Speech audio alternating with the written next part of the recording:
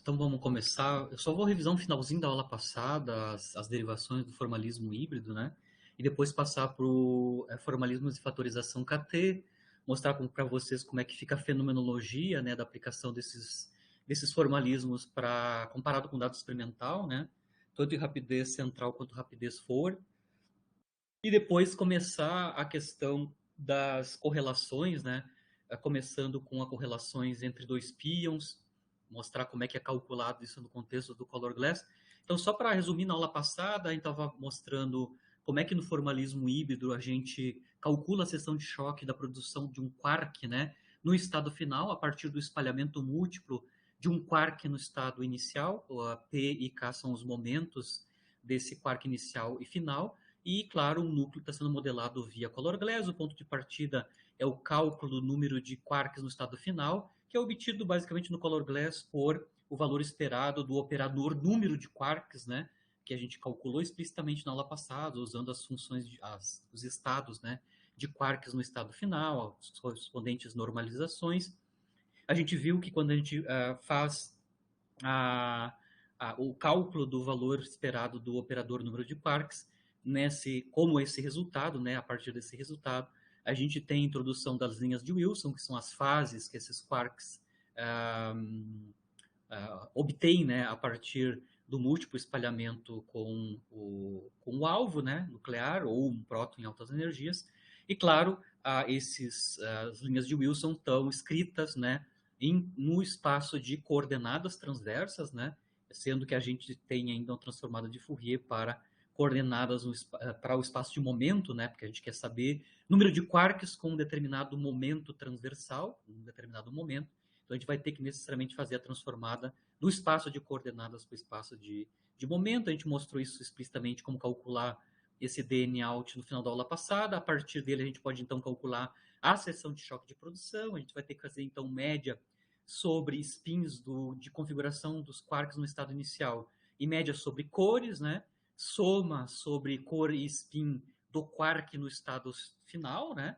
Da seguinte quantidade, que é a taxa de eventos, né, que está relacionado com o DN out, né? Taxa de eventos, ou seja, o número de quarks produzidos por unidade de tempo, dt, e o fluxo de partículas incidente. A taxa de eventos não é só o DN out por dt, ou seja, não é só o número de quarks produzido no estado final por unidade de tempo, mas sim, só lembrando de teoria de perturbação, ou física de partículas, né? Além da taxa, né? Ou seja, módulo quadrado da amplitude para a transição, da amplitude de transição, a gente ainda tem toda as quantidades associadas ao espaço, né? O espaço de fase das partículas no estado final. Essa parte aqui eu pulei totalmente, mas o Gabriel fez perguntas sobre os detalhes da minha expressão final, então eu vou usar a aula de hoje também para fazer um pouquinho mais de detalhe sobre essa integração, sobre o espaço de fase das partículas no estado final. No caso, partículas no estado final só temos duas, né? Nós temos o quark espalhado e, claro, o núcleo, né? Recuando, né? O núcleo em recuo. Mas isso a gente sempre faz em física de partículas. A gente tem, claro, uma delta 4, que é a conservação de energia, né? Então a gente tem incidindo um quark de momento P e um núcleo de momento P maiúsculo, e depois sai um quark de momento K e um núcleo, ou na verdade não o núcleo, né, o estado X, né, o estado hadrônico X, perdão, que eu estou denotando o momento por Px. Claro, a gente tem sempre que colocar as deltas associadas às camadas de massa, né? Então nós temos três deltas, né?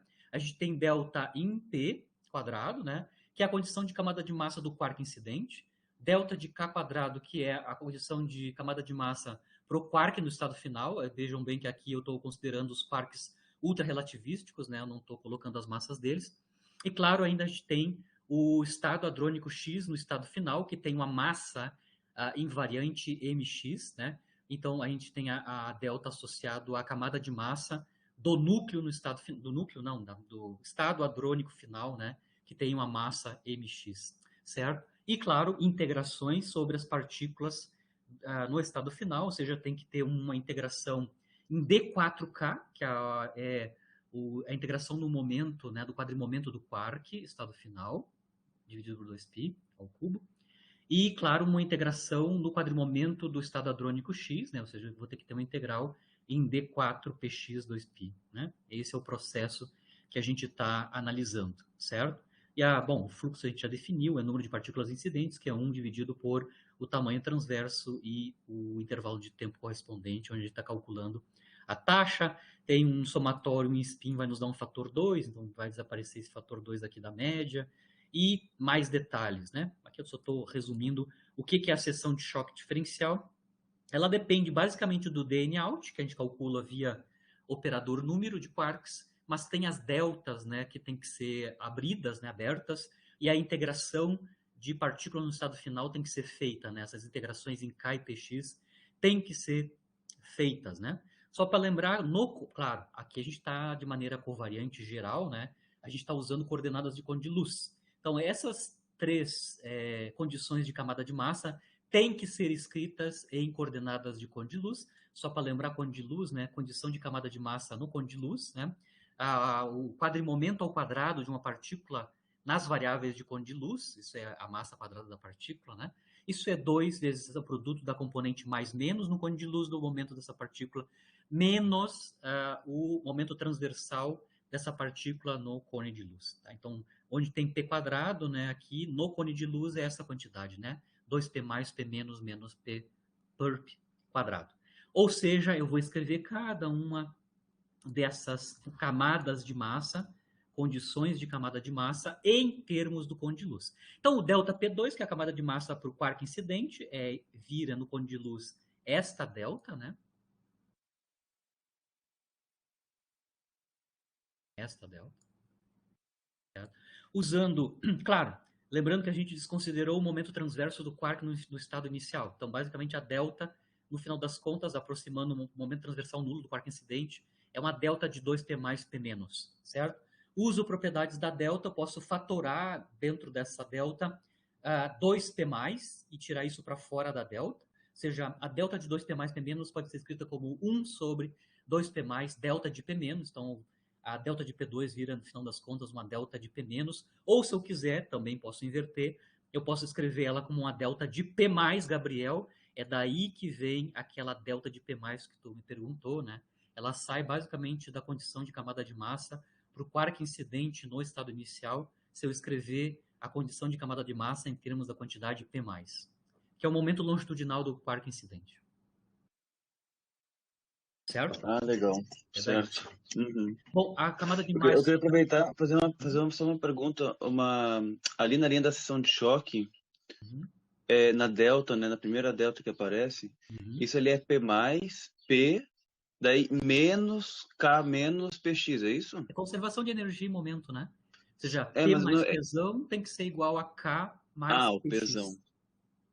Tá, pesão, não, é só que eu tava confundindo. Minúsculo é quark, maiúsculo é o núcleo. Ou é os quadrimomentos do quark incidente. Exato. O pesão. Tá. Não, é que eu tava escrevendo aqui, tava confundindo se aquele menos era um subíndice, né? Do momento longitudinal. Não. É P mais Tá, pesão. não. Energia, né, no caso.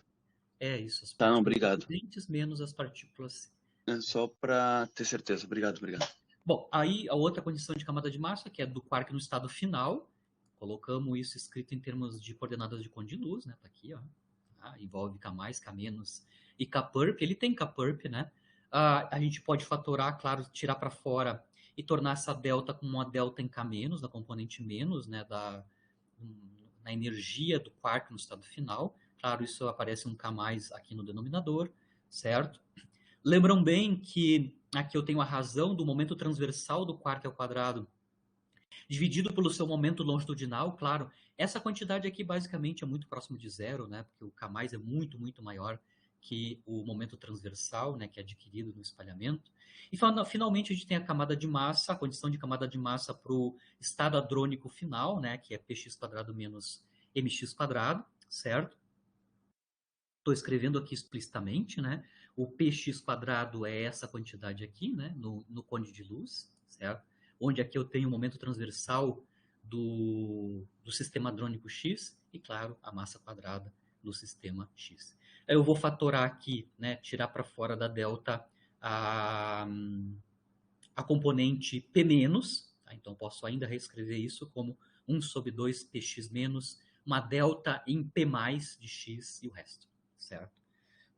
Aqui a gente tem que lembrar que tanto o núcleo quanto o sistema hadrônico X, eles estão andando em sentido contrário, né, ao quark incidente. Então isso é muito importante, tá? Muito importante para a gente entender quem são as variáveis de conde de luz grandes e pequenas. Nós temos um quark, então, incidente com um momento P. A gente mostrou, né, como P mais e P menos são inversamente proporcionais. Um quark ultrarrelativístico incidente, né, corresponde a uma energia de conde de luz do quark, ou seja, P menos tendendo a zero. Então, no caso do quark incidente, o P menos tende a zero porque ele é uma criatura ultrarrelativística, certo? De outra maneira, o núcleo incidente que tem quadrimomento P maiúsculo, né? Ele está entrando em sentido contrário ao eixo Z positivo. E significa que para o núcleo e também para o sistema hadrônico X, né? O momento grande, né, no cone de luz desse cara é o P maiúsculo menos, e obviamente a componente mais do momento do núcleo é que tende a zero, tá? Justamente porque a gente está trocando, como a gente está mudando direção de eixo, né? O momento do núcleo é contrário ao Z positivo, vai inverter, né, os sinais das componentes de cone de luz, no caso do núcleo. Uhum. Então, no caso do núcleo, a componente menos, ou seja, a sua energia é alta no cone de luz, mas o seu momento longitudinal no cone de luz tende a zero, certo? Beleza? De novo, eu vou usar isso aqui toda hora, tá? Bom, escrevemos então as condições de camada de massa no cone de luz, né? Eu já escrevi elas aqui. Mas, claro, essas condições de camada de massa são deltas em componentes tanto mais quanto menos do quark e do estado hadrônico X.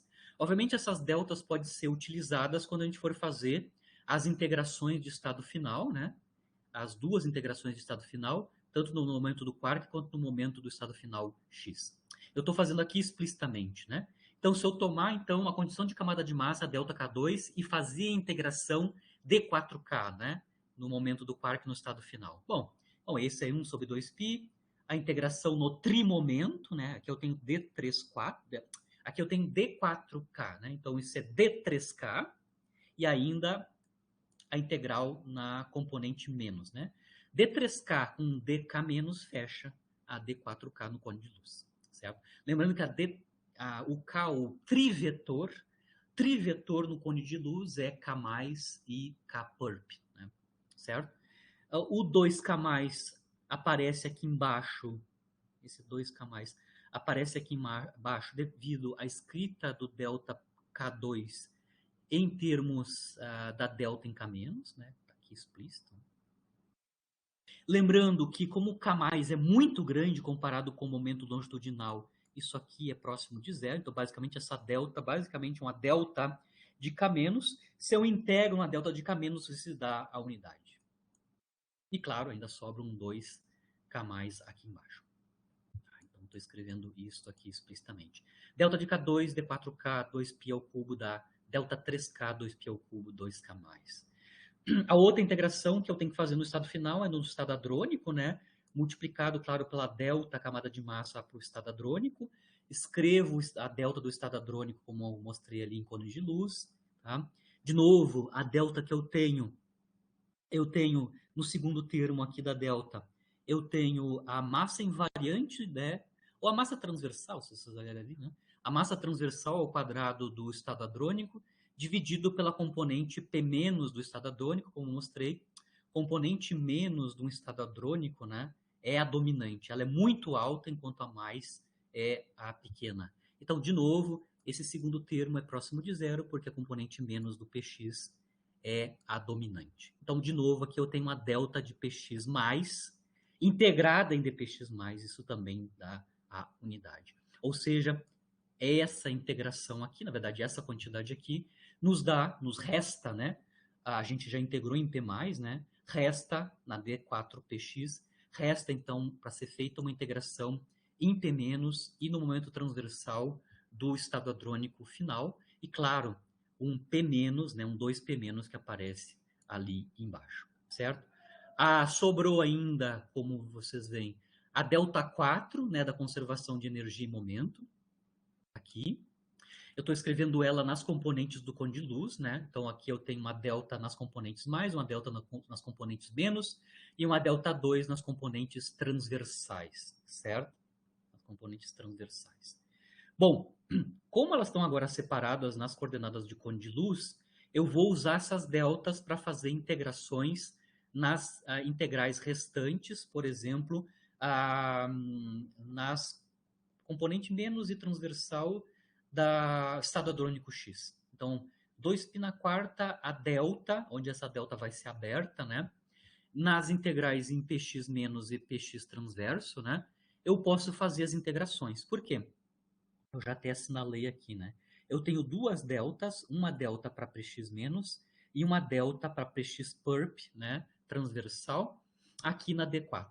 Então, eu já posso fazer as integrações em px menos e px mais, usando essas deltas, né? Usando essas deltas, certo? Depois que eu faço as integrações dessas deltas, o que sobra no final das contas é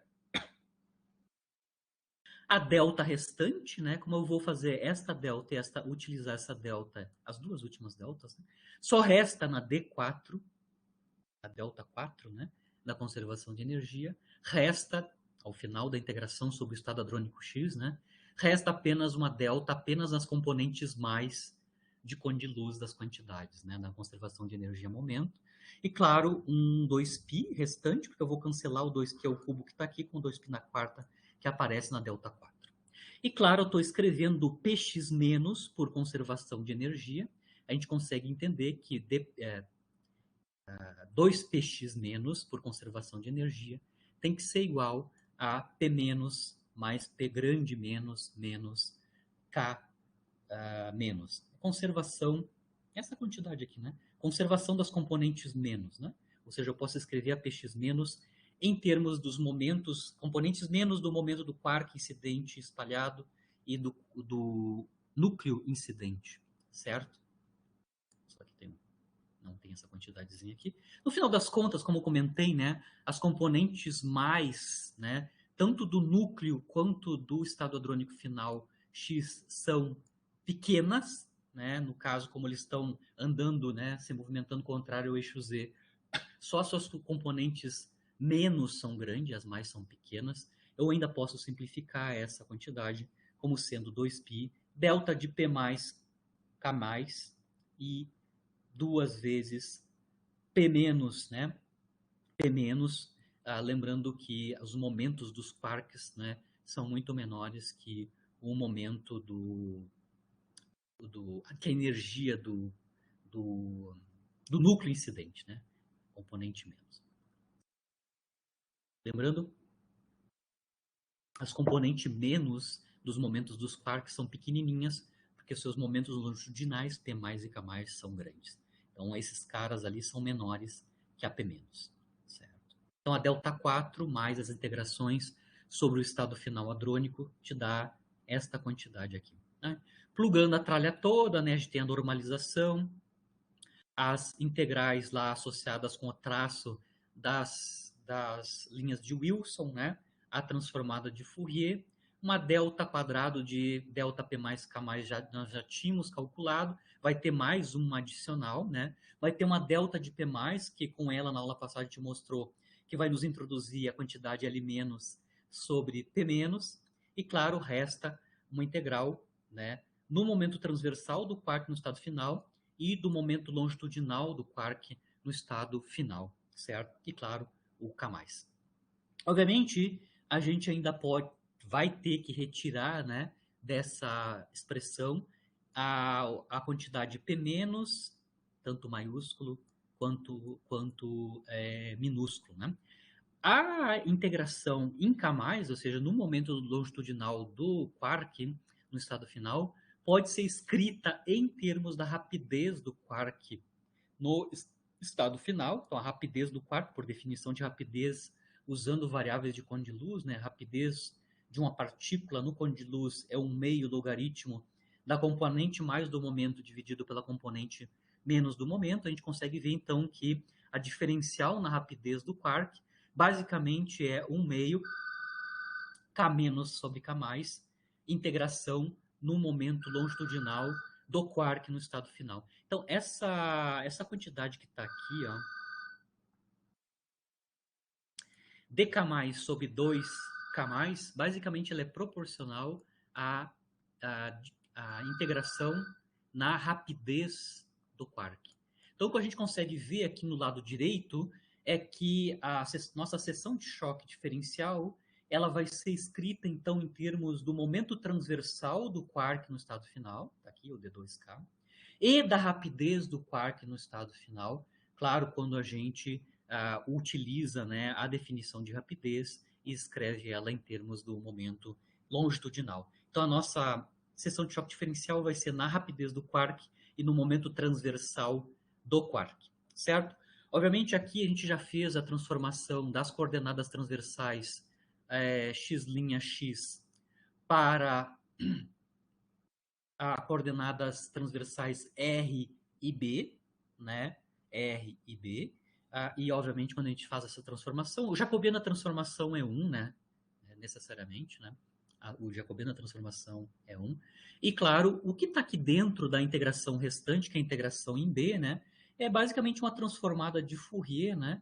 De uma quantidade que depende de R e B, que envolve, então, a média sobre configurações de cores, né, do traço do produto das linhas de Wilson, calculadas no espaço, né, de coordenadas transversais. Explicitamente, né, via transformação de variáveis, as linhas de Wilson elas estão sendo calculadas, né, a V Dagger vai ser calculada em B menos R sobre 2, e a V, né, a linha de Wilson V, vai ser calculada em B mais R sobre 2. Tá? Essa é a expressão final, independente de como é que é o cálculo da média sobre configurações de cores no estado final. Respondendo a pergunta também do Gabriel na aula passada, por que quando eu escrevi lá a expressão o V Dagger, né? O V Dagger, ele era calculado em 0, né? E a V era calculada em R. Por que tinha um 0, né? Por que o V Dagger é calculado em 0? Lembra dessa pergunta, Gabriel? Sim, lembro. Uhum. Tá. Isso só é verdade quando a gente fizer a média sobre configurações de cores no modelo gaussiano do McLaren-Venugupalem. Depois eu te dou qual a aula que a gente fez isso, porque a gente calculou explicitamente a média desse traço do V Dagger V no modelo McLaren-Venugupalem. A gente consegue mostrar explicitamente, porque, veja bem, né, a média sobre configurações de cor, a princípio, ela dependeria de x' e x, né? É uma função de x' e x, necessariamente, né? Tudo bem? Sim, daí eu acho que o do Venugupalem a gente não tem a dependência com a rapidez, né? Quando a gente calcula explicitamente essa média aqui, né, no modelo MV, que basicamente é o padrão para todo mundo, mas claro, eu escrevo no caso geral. No modelo MV, a dependência em R', perdão, em X' é apagada. Ou seja, o valor médio, né, a média sobre configurações de cores desse traço no modelo MV necessariamente não tem dependência em X'. A gente pode calcular explicitamente. Certo? Ou seja, se ele não tem dependência em X', essa quantidade de V Dagger é calculada no valor 0 para a coordenada transversal X'. Certo? E claro, aqui o V sim é calculado em termos de R, né? Mas a expressão final, independente de qual é que é a média, o cálculo da média é isso aqui. Depende de B e de R, né? De B e de R. certo? Então, o zero aparece só no caso do modelo MV. Tá, isso eu ia te perguntar agora, só para.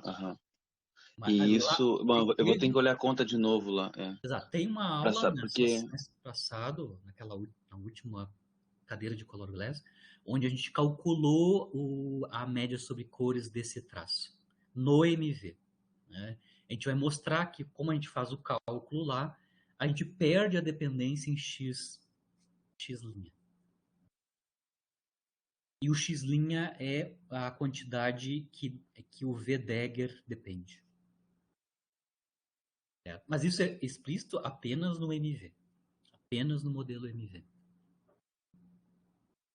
isso tem a ver com o fato do modelo MV não depender da rapidez? Não tem na gaussiana lá, no peso estatístico, não tem a dependência com o valor, com Y ou não? Não tem nada a ver.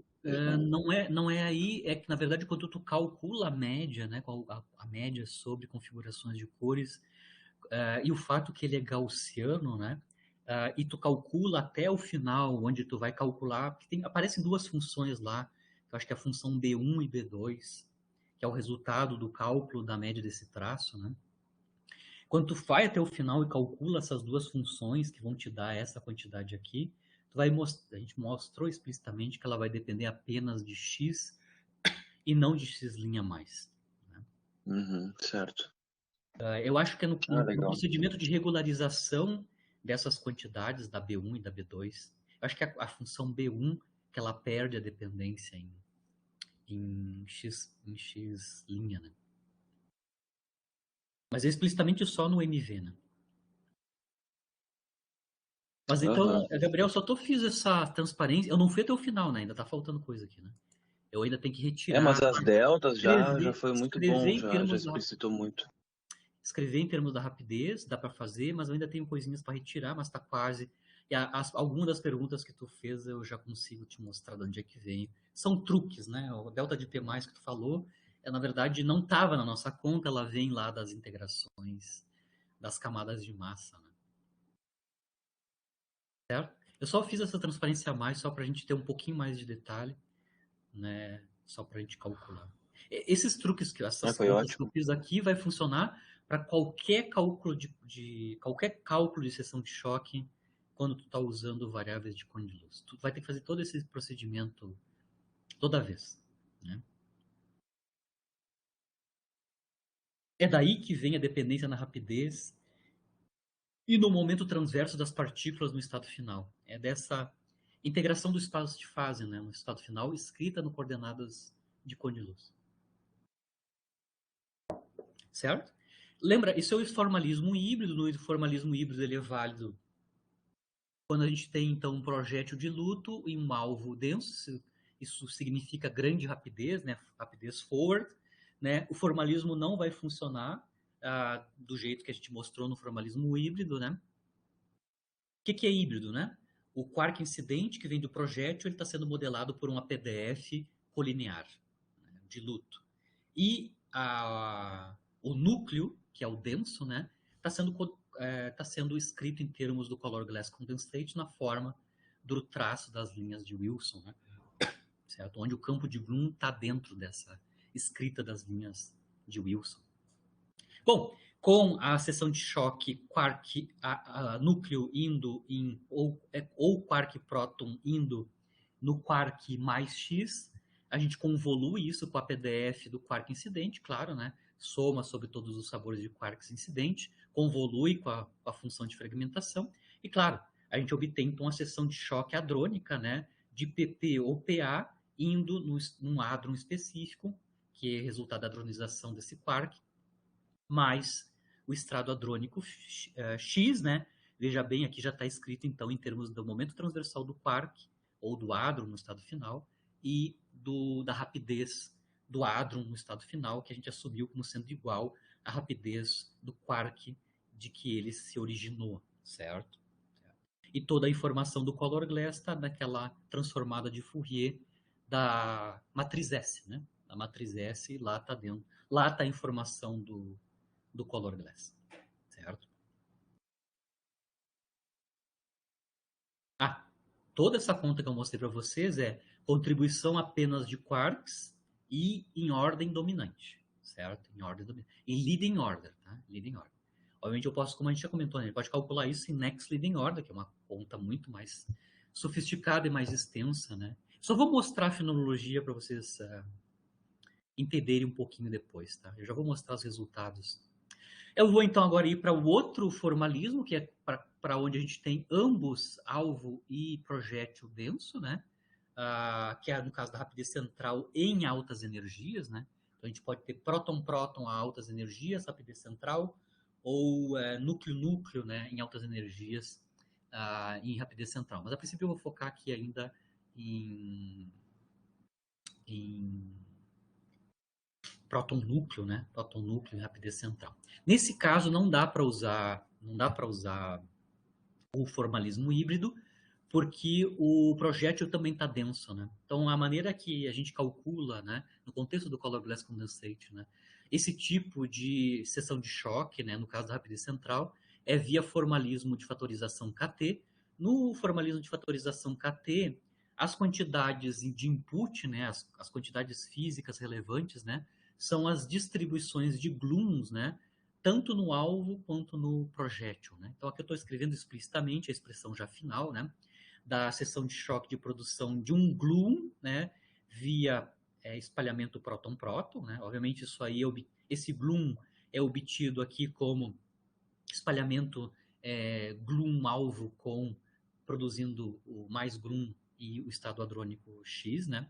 Aqui, claro, está escrito em termos da rapidez do gluon, do momento transversal desse gluon e do parâmetro de impacto da colisão, próton-próton, né?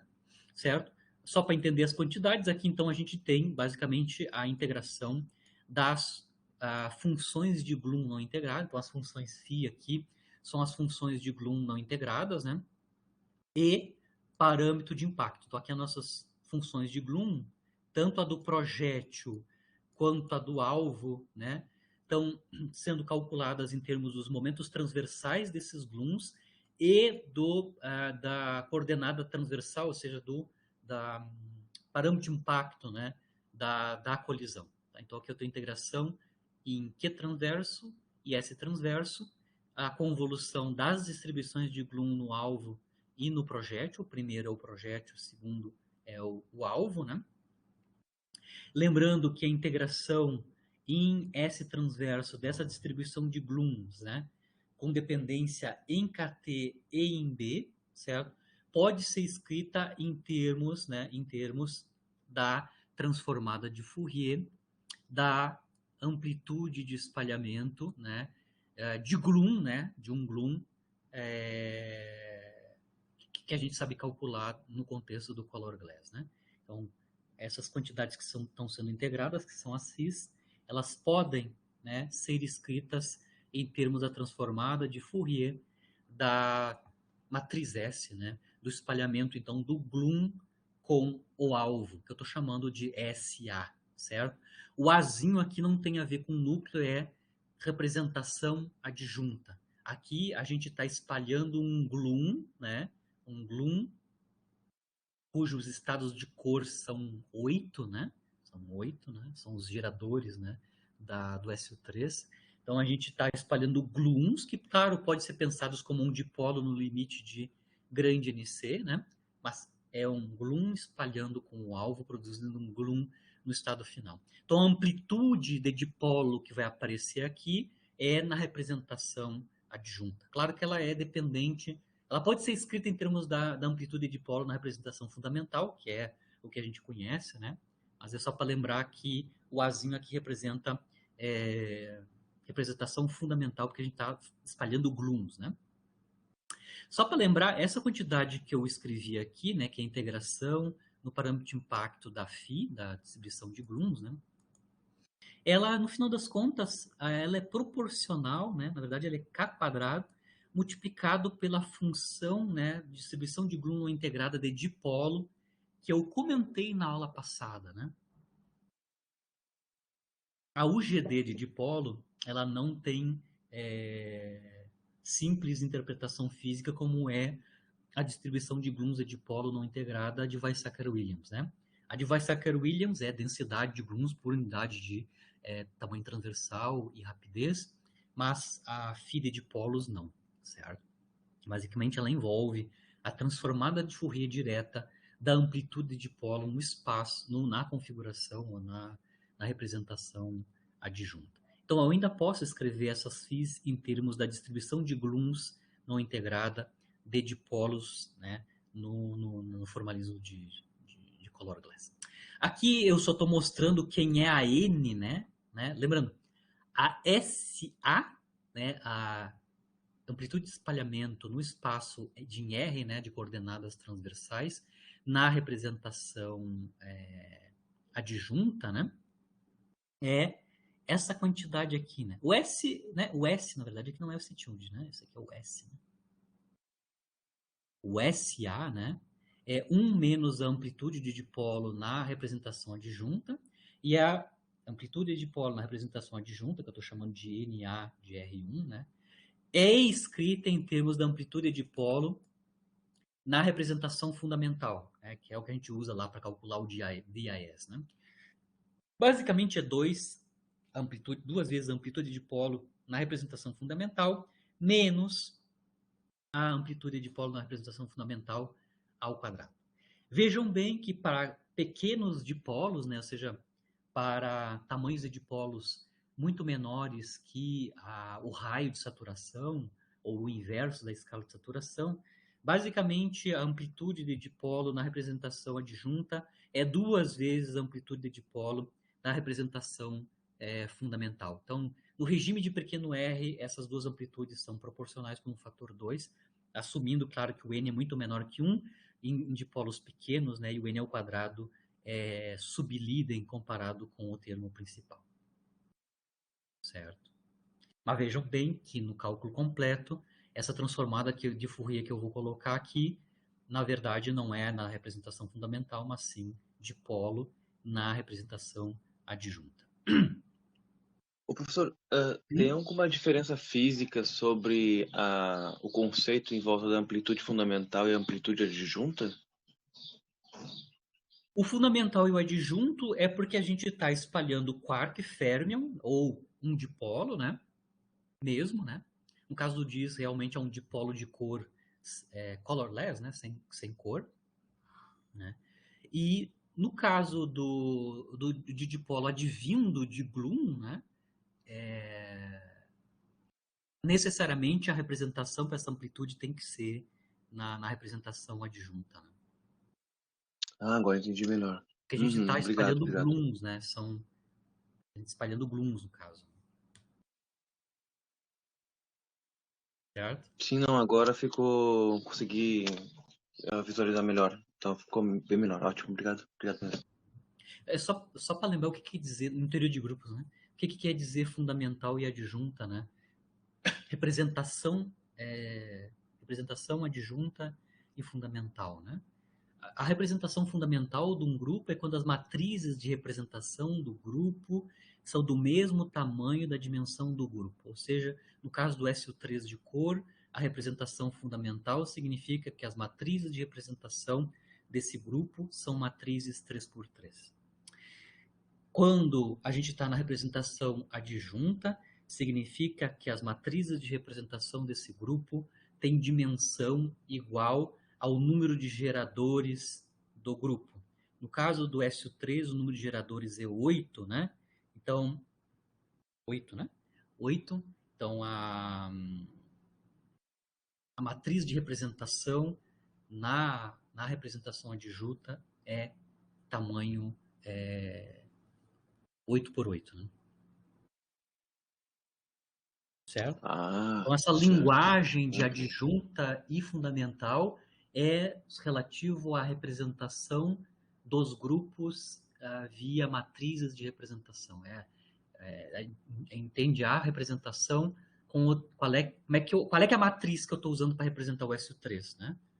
Na fundamental, que é 3x3, que é igual à dimensão do grupo, ou na representação adjunta, onde a matriz de representação do SO3 é matriz 8 por 8.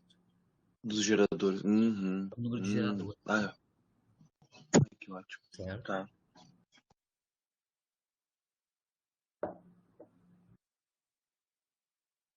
Muito bem. E lembrando, a gente está trabalhando na representação adjunta, porque quem a gente está espalhando aqui são gluons. Né? E os gluons, na QCD, os 8 gluons estão associados aos 8 geradores, né, do SO3 de cor.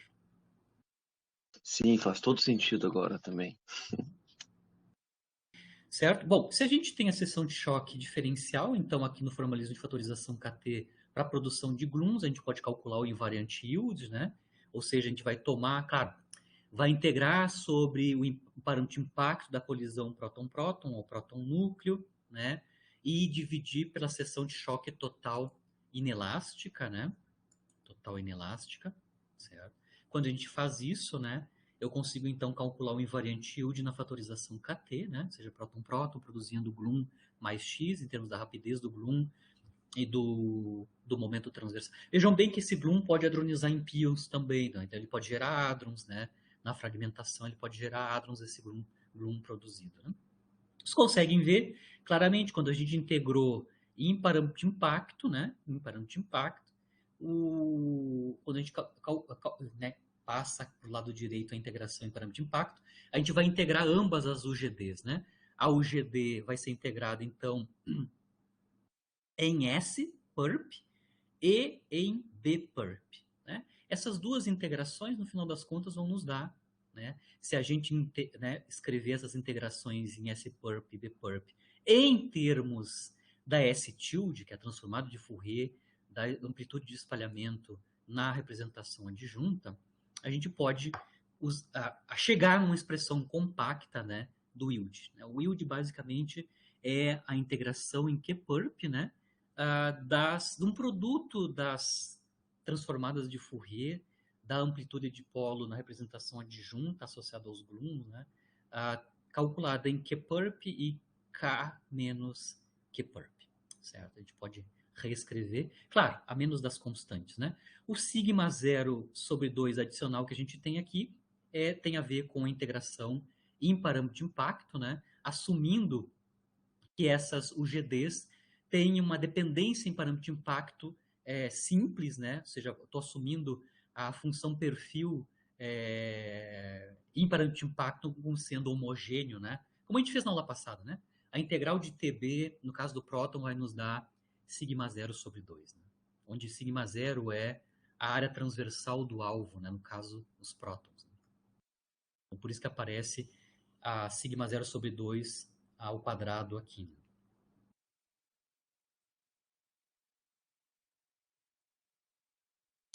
Se a gente está com gluons sendo produzidos com grande momento transversal, né, isso significa que esse momento transversal desse gluon é muito maior que a escala de saturação e, obviamente, muito maior que Q-perp, né?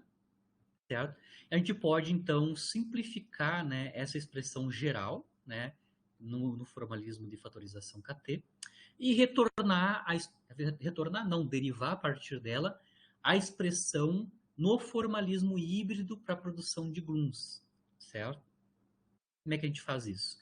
Então, aqui eu estou assumindo que K-perp é muito maior que Q-perp, né? Isso significa que essa quantidade aqui e essa quantidade aqui, basicamente, são só Q-perp, né? O S tilde de A vai ser calculado em K-perp, e aqui eu vou ter K-perp ao quadrado, que vai cancelar com esse K-perp quadrado que está aqui no denominador, certo?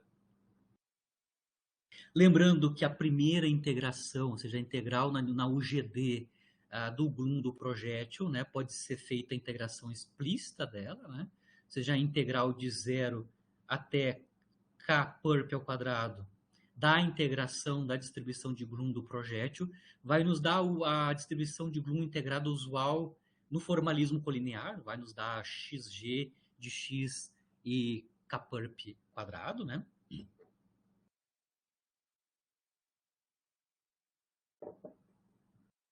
Certo? E quando a gente substitui isso nesse limite, a integração da distribuição de gluon, né, não integrada do projétil, nesse limite onde o KT é muito grande, né? KT muito grande vai significar, então, que eu estou com o gluon no projétil diluto, né? Ou seja, quantidade de luta de gluons no projétil. Então, a gente vai obter a expressão, a partir da fatorização KT, a expressão equivalente no formalismo híbrido, né? Para a produção de gluons, né? Então, eu posso calcular, aqui está o yield, mas eu podia calcular a seção de choque também, né? A produção de gluon no formalismo híbrido, né?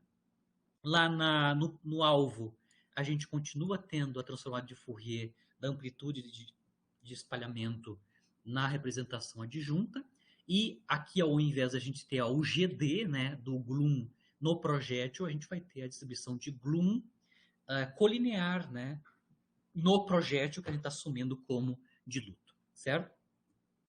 Se eu somar essa expressão no formalismo híbrido de produção de gluons e produção de quarks, né, a gente mostrou na aula passada, essa daqui, né, a gente tem a expressão completa para produção de hadrons no formalismo híbrido, né, no estado final. Porque um hadron pode vir, então, da hadronização de um quark ou de um gluon no estado final.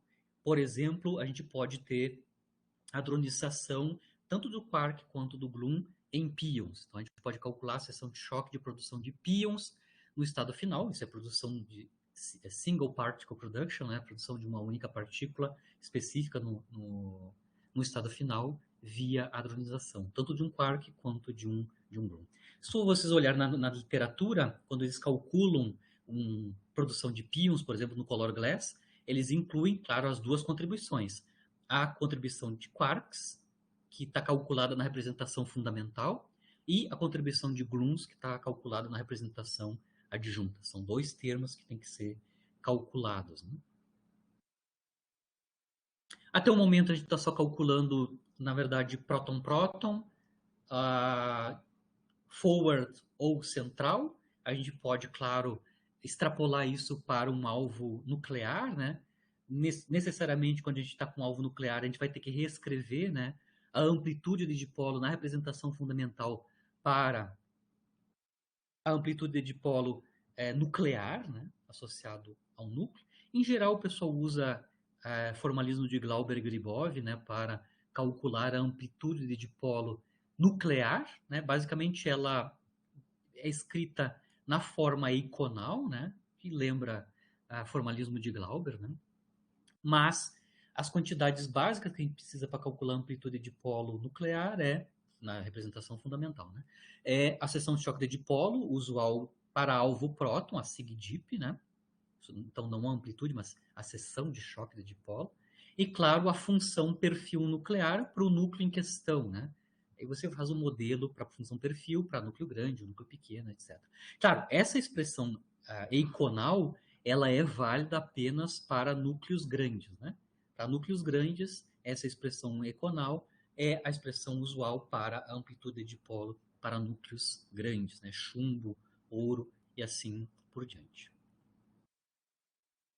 A gente pode reescrever, então, as duas expressões que a gente obteve, tanto no formalismo híbrido quanto na fatorização KT, introduzindo o alvo nuclear, né? No caso da produção de gluons no formalismo híbrido, a alteração que vai ter que ser feita é na transformada de Fourier da amplitude de dipolo na representação adjunta, introduzindo a dependência nuclear lá, né?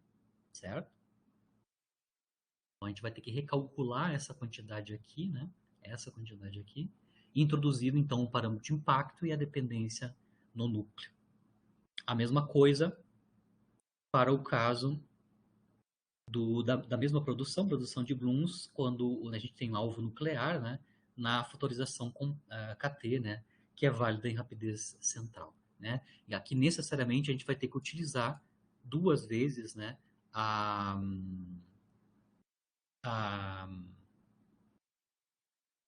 verdade, uma vez nessa final, a transformada de Fourier da amplitude de espalhamento na apresentação adjunta com o alvo nuclear e, claro, o que a gente já tinha anteriormente, né, com o projétil próton. Então, nesse primeiro cara aqui é a transformada de Fourier para próton, e nesse segundo caso aqui, no segundo termo aqui, né, segundo fator, é o caso com informação nuclear. Tá? Então, é só a expressão geral quando a gente tem não prótons, mas núcleos alvo. Né? É só extrapolação para o caso nuclear via Glauber-Gribov para reescrever a amplitude de espalhamento com um alvo nuclear. Quando a gente está calculando isso, aqui então é a seção de choque PA para a produção de gluons, né? Ou produção de quarks, né, no estado final, né, também. Eu ia te perguntar uma coisa, só curiosidade mesmo. Porque aí a gente está calculando para um gluon no estado final, né? Que depois vai entrar nas equações lá, a gente pode considerar essa radonização desse gluon. Mas como é que eu faria assim se eu quisesse analisar 2 gluons no estado final? Por onde eu teria que pensar? É só uma curiosidade, não é uma não coisa é curiosidade, a gente vai ver isso, Gabriel. A gente já vai... tá. Legal. Então tá bom. É que o primeiro lugar onde a gente vai ver correlação e como é que ele é calculado no Color Glass Condensate, a correlação de 2 hadrons, né, no estado final, necessariamente vai ter que calcular no Color Glass como é que tu produz 2 partículas no estado final, por exemplo. Certo? No Color Glass. Certo. Então, cada um desses... No Color Glass, então, tu vai ter o espalhamento e a produção de 2 partículas. Certo? 2 partículas. Cada uma dessas partículas, que pode ser um quark e um gluon, vai hadronizar num hadron diferente, ou do mesmo tipo, né? E, obviamente, eu vou ter uma correlação entre esses 2 hadrons, né? Que, né, relembra a correlação entre os 2 partons, né? Que foram criados nesse processo de espalhamento. Final da aula eu vou chegar. Eu vou chegar nisso que tu tá falando. Mas por enquanto aqui, lembra, a aula, por enquanto, é single particle, né? A gente está calculando apenas uma partícula no estado final. Um hadron, né? Resultante da hadronização tanto de um quark ou de um gluon. A gente vai dar o passo adiante. Já vamos ir, daqui a pouco nós vamos dar o passo adiante. Podemos seguir? Seguimos? Claro. Sim, obrigado. Então, aqui, claro, já calculamos PP, já mostramos como calcular PA, tanto no híbrido quanto na fatorização KT. Em geral, quando a gente está calculando o processo PA, em geral os experimentais medem razões nucleares ou razões de modificação nuclear.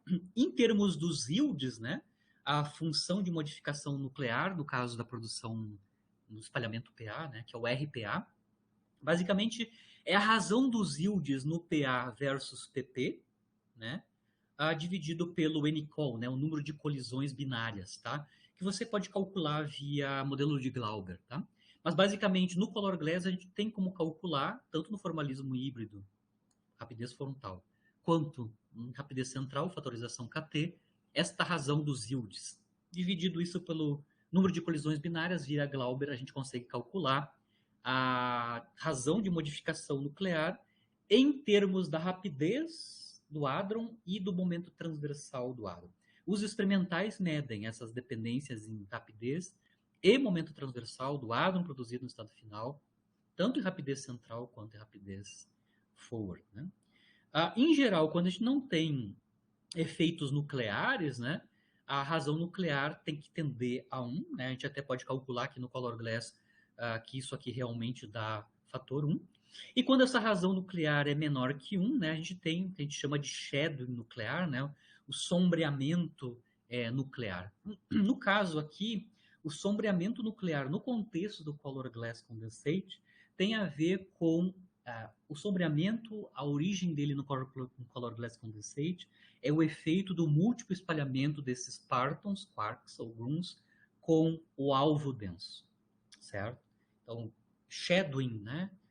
Nuclear shadowing aqui para hadrons no estado final, no contexto do Color Glass tem a ver com... Ele é interpretado, né, em termos do múltiplo espalhamento desses partons incidentes com o alvo denso. O limite com R tendendo a 1 dá para entender claramente, dá para calcular explicitamente, né? Por exemplo, eu quero calcular por que a razão RPA dá 1 no caso do regime de grande momento transversal. Então, em geral, o RPA tende a 1 naturalmente quando o momento transversal dos hadrons são muito grandes. Isso significa que os momentos transversais do quark ou do gluon no estado final é bem grande, né? E a gente pode calcular aproximações, né? Por exemplo, aqui no formalismo híbrido, né? Como é que é a produção de gluons, né? Ou yield, né? estou mostrando quanto é que é o cálculo do yield em PA no formalismo híbrido. Isso significa que eu estou calculando hadrons com rapidez muito grande, né? Rapidez Ford, né? Bom, a gente tem no formalismo híbrido a distribuição de Glum colinear dos Glums no projétil, e depois, a parte de modelagem do núcleo, a gente tem aquela transformada de Fourier em R para K, né? Da amplitude de dipolo, né? A amplitude de dipolo, ou a amplitude de espalhamento de dipolo na representação fundamental no regime de grande momento transversal. Como eu comentei com vocês, né? Quando a gente está com um grande momento transversal, isso significa que a gente está considerando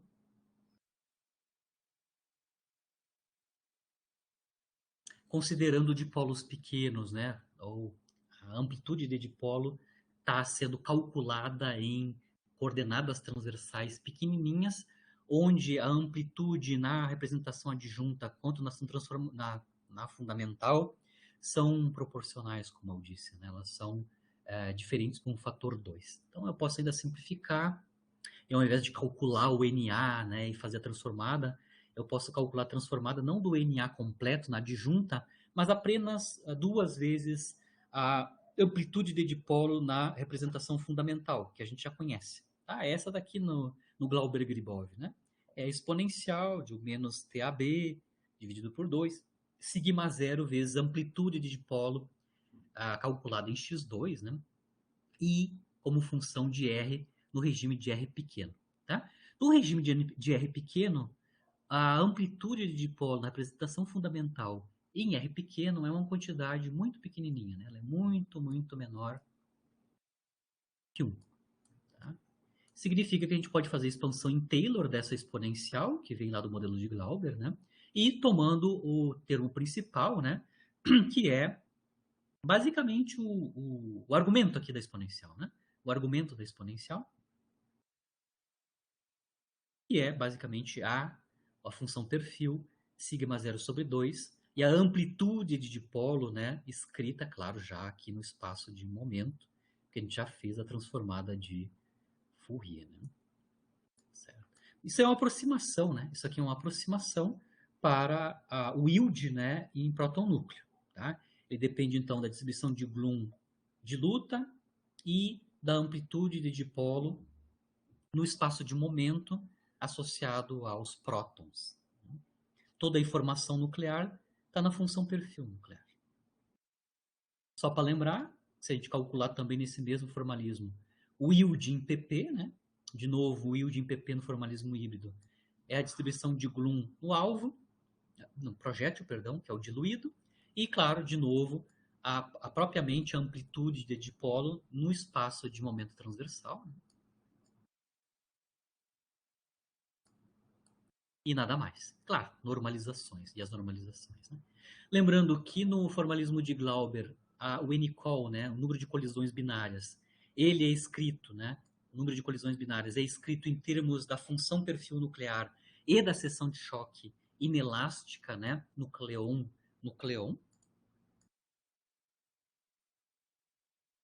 Então, combinando, né, essas duas expressões aproximadas para o yield PA e para o yield PP e a expressão do anicol, e substituímos isso na definição aqui no cálculo, né, da razão nuclear, a gente mostra rapidamente que essa razão necessariamente dá 1. A gente tem o cancelamento, né? O yield, né, nuclear vai cancelar basicamente com o anicol a sua dependência nuclear. A gente vai cancelar as amplitudes de dipolo para o próton no espaço de momento transversal. E a gente vai ter a unidade como resultado da razão de modificação nuclear, no caso de momento transversal de Glum ou de hadron, né, para hadron com PT alto, né, PT muito alto. Dá para ver claramente que RPA tem que entender algum desses casos. Se a gente não está nesse caso, se a gente está com um pequeno PT, né, aí sim a gente vai ter shadow nuclear, né, e no color glass, como eu comentei, o shadow nuclear tem a ver com o resultado, né, ele resulta do múltiplo espalhamento desses partons com um alvo, multiplamente. Né? Aqui eu não sei se as minhas figuras estão suficientes para vocês lerem, né? Mas o que eu estou mostrando aqui é fenomenologia, né? Do uso do formalismo, tanto fatorização KT quanto híbrido, para comparação com dados experimentais, tá? Essas primeiras 4 transparências que estou mostrando aqui é um artigo antigo do LAP e do Mansaari, tá? Isso é de 2013, então já vai fazer 10 anos, tá? É uma das primeiras contas completas com contribuição de quarks e gluons, né? No color glass, tanto no formalismo híbrido quanto no fatorização KT, né? Para o cálculo de produção de partículas, né? Single particle, né? Nas colisões próton-núcleo, tá? Então vou mostrar alguns gráficos deles, tá? O que ele tem aqui nesse primeiro plot vocês vejam que é RHIC, né? Dados de RHIC a 200 GeV. Aqui a gente tem produção de tanto de pions nêutrons quanto hadrons carregados negativamente, né? Em termos do momento transversal desses hadrons, né? Certo? Todos os dados que estão aqui estão para rapidez frontal, você consegue ver, ó. 4, 3, 3.3, 3.2, certo? Então são vários dados do RHIC, tanto para a produção de pion quanto para a produção de átomo carregado, né? Em rapidez Ford, obviamente o formalismo apropriado para calcular esse observável tem que ser o formalismo híbrido, né? Porque a gente está com rapidez frontal.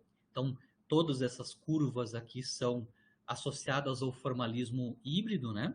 Com uma determinada, claro, uma determinada escolha para a função de fragmentação. No caso aqui, eles estão mostrando essas curvas, elas são obtidas a partir da solução da BK e com honeycoupling, né? Então, todas essas predições aqui são utilizando a amplitude de dipolo nuclear e no próton via RCBK, né? Solução numérica da BK com a constante de acoplamento Honey, né? Para 3 diferentes condições iniciais. As condições iniciais basicamente são o modelo MV, tá? Modelo MV. São 3 condições iniciais, mas basicamente as predições aqui é modelo híbrido com amplitudes de dipolo nuclear e no próton calculadas com a RCBK. No lado direito aí já é LHC, né? Próton-próton produzindo pions nêutrons, né? Em colisão central, rapidez central, isso é dado do hélice, em rapidez central. É interessante aqui que ele está comparando, então, fatorização KT com formalismo híbrido, tá? Vocês vejam que tem K aqui, tá? Tem esse fator K. K é o fator que eles têm que multiplicar as seções de choque para chegar nos dados experimentais, certo? Eles conseguem ver aqui claramente, no caso aqui do LHC, né? Que quando a gente está calculando com fatorização KT,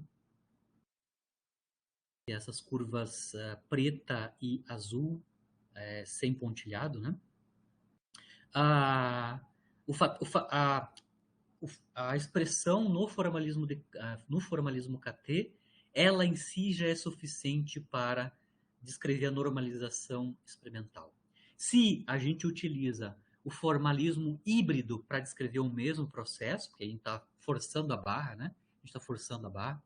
Quando a gente força a barra, você consegue ver que o fator K, que tem que ser multiplicado para chegar nos dados experimentais, fatores imensos, né? Ou seja, o formalismo híbrido, ele superestima os dados em rapidez central brutalmente no LHC. Enquanto que o formalismo de fatorização KT, basicamente já consegue obter a normalização já com o cálculo leading order, né? Lembrando que tudo isso aqui é cálculo em leading order, ordem dominante, que são as expressões que eu mostrei para vocês aqui. Isso aqui é próton-próton, né? Próton-próton tanto no RHIC quanto no LHC, produzindo pions. Aqui é próton-núcleo, né? No LHC. Então aqui eu tenho próton A produzindo... Próton-chumbo, né? Próton-chumbo produzindo hadrons carregados, né? Eu acho que isso aqui é rapidez central. E aqui a razão nuclear, né? Para próton-chumbo produzindo também hadrons carregados na energia de 5.000 e 5.02 TeV, né? Isso é hélice, né? Dados do hélice, certo? Aqui, claro, eu imagino que seja no formalismo de fatorização KT, porque isso aqui é rapidez central, né? Você consegue ver que algumas das condições iniciais na RCBK você consegue descrever corretamente a distribuição em PT. Principalmente ele consegue mostrar que uma adaptação, né, da condição inicial MV é mais conveniente para descrever os dados experimentais. E aqui a razão nuclear, né? Vocês vejam bem que, como eu comentei, para grande PT, que é essa região que está aqui, né, a razão nuclear tende a 1, né? A gente mostrou por que no formalismo híbrido, né? E quando a gente vai para pequeno PT, a gente tem o aparecimento, né, do shadow nuclear, ou seja, a razão nuclear sendo menor que 1, aí no contexto do colorless tem a ver com o múltiplo espalhamento, né, desses caras, tanto quark quanto gluon, né, com o alvo. Vejam bem que a distribuição de... Aqui está aqui é rapidez central, várias centralidades, né, a fatorização KT, claro, para descrever a razão nuclear. Vejam bem que ele consegue descrever consistentemente shape e normalização da razão nuclear para partículas carregadas leves. Né? Tudo que eu mostrei ali é leading order, né? Então é 2013, no passado, né? 10 anos atrás. Como eu comentei com vocês na aula passada, hoje em dia, cálculo leading order ninguém está mais olhando, né? As pessoas já estão calculando a produção de single particle com formalismo de fatorização KT ou híbrido em próxima ordem dominante, ou seja, as contas estão sendo calculadas em NLO. As expressões, né, das seções de choque em NLO são muito complicadas, elas são muito extensas, né? Muito extensas.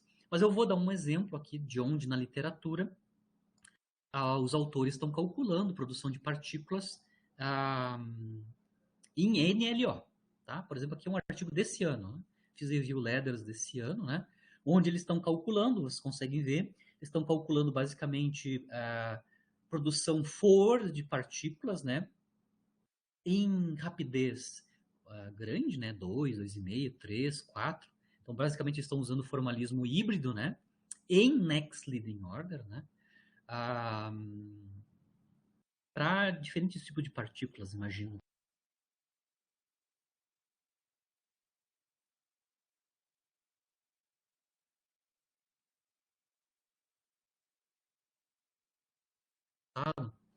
Que os primeiros cálculos em NLO no formalismo híbrido ou fatorização KT tinham um problema, né? A gente tinha um cutoff, tinha uma queda brutal no momento transversal quando a gente calculava as quantidades em NLO. Vejam bem que nesse artigo desse ano, eles também colocam aqui sobre o cálculo full, né? Também a expressão em leading order, certo? A expressão em leading order. Eu aqui estou mostrando um artigo um pouquinho mais do passado, 4, 5 anos atrás, 2016, né? As primeiras contas em NLO, né?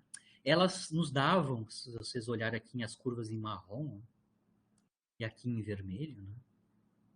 Isso é produção de partículas, né? Na verdade é o yield, né? O yield de produção de partículas em rapidez forward, né? Certo? Comparando o leading order com o next leading order no passado, né? No passado, até 2015, 2016, os cálculos em next leading order no formalismo híbrido, né? Vocês conseguem ver que a distribuição em PT, ela abruptamente, né? Obviamente, isso é uma inconsistência teórica, né? Dos dados experimentais com o cálculo em NLO.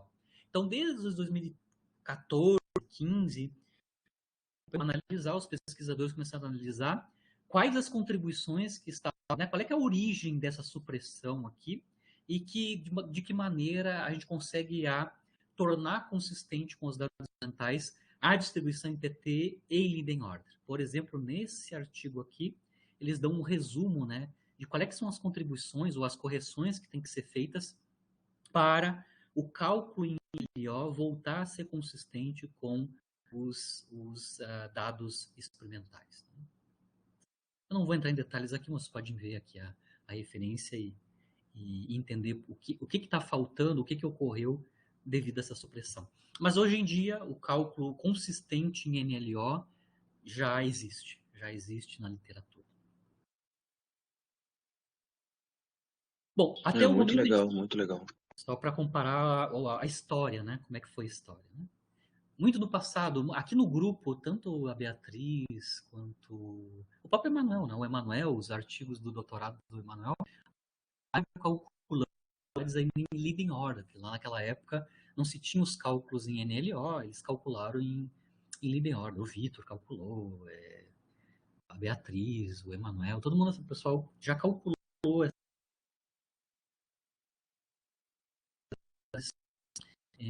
isso em prova. Até o momento a gente só analisou, então, produção simples de partículas, né? E aí agora, claro, a gente vai para a questão das correlações, que é o objetivo do curso, né?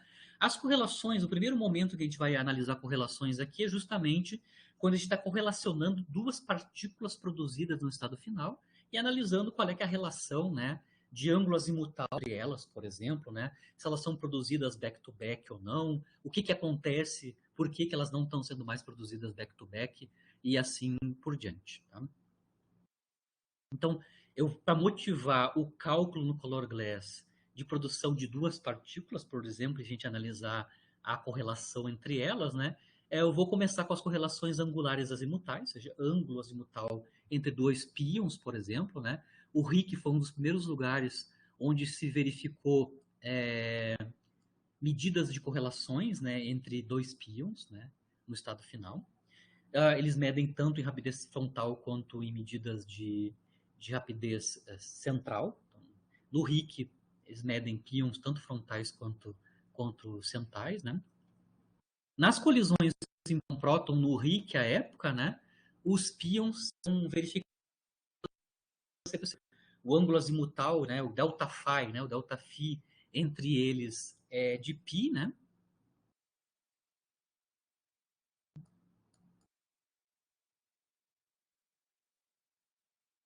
Isso é o back-to-back, né? Mas, por exemplo, quando a gente está em colisões próton-próton, né? Mas foi verificado no RIC quando a gente analisa as colisões DEAL, né? Deutério-ouro, ou seja, quando a gente envolve um alvo nuclear, esses íons produzidos em colisões nucleares, a correlação desaparece. Tá? Então, o primeiro momento, em colisões centrais, né? Em colisões centrais.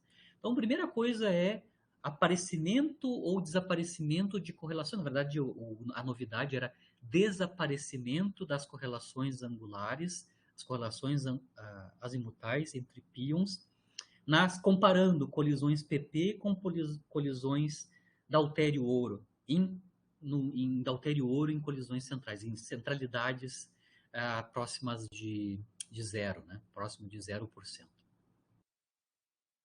Certo? Claro que a gente pode analisar as configurações. Aqui, por exemplo, eu estou mostrando dois píons produzidos ambos em rapidez central. Aqui eu estou... perdão. Um central e outro for, né? Esse aqui está sendo produzido com rapidez central e esse aqui está sendo produzido em rapidez for. E aqui é uma outra configuração onde ambos os píons, né, estão sendo produzidos na direção for. São as configurações que a gente pode ter na produção das partículas no estado final. Lembrando que esses píons são resultado da hadronização nos nossos modelos de quarks ou gluons, né, que foram gerados no processo de espalhamento.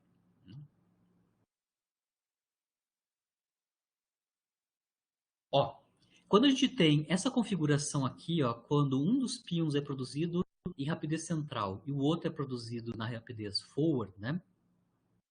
A gente verifica que para esse tipo de configuração aqui, ó, nos dados do RIC, né, a correlação angular, né, não desaparece. Então, quando a gente tem região cinemática, onde os dois píons, né, são produzidos, um em rapidez central e o outro com rapidez forward, né, relativa à direção do projétil, as correlações back-to-back não desaparecem.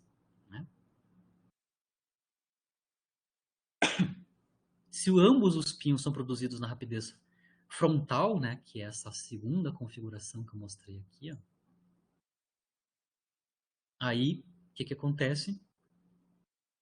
A gente tem a gente tem desaparecimento, né, da correlação azimutal. O dado experimental, na verdade, é isso daqui. Eu vou mostrar o dado experimental do Rick, é isso. Tá? O que nós temos aqui? Né? São basicamente o yield das partículas produzidas, né? Claro, comparado com um dos pions, né? Que está sendo... Eu estou mostrando o yield para um dos pions, né? Mas aqui está sendo mostrado em termos do delta phi, né? Ou seja, a diferença de ângulo azimutal entre os dois pions produzidos no estado final, né? Aqui nos dados do Rick, só para entender o que está mostrado nesse gráfico, né? Nesses 3 gráficos, né? O que está sendo mostrado basicamente, vocês estão vendo pions com momento transversal pequenininho, tá? Muito pequenininho. As bolinhas abertas em azul são os dados para próton-próton, onde eu comentei com vocês, onde a gente não tem o desaparecimento da correlação azimutal, certo? O que eu estou chamando de correlação azimutal que não vai desaparecer é justamente quando o delta phi, né, o ângulo entre os dois pions, é π, né?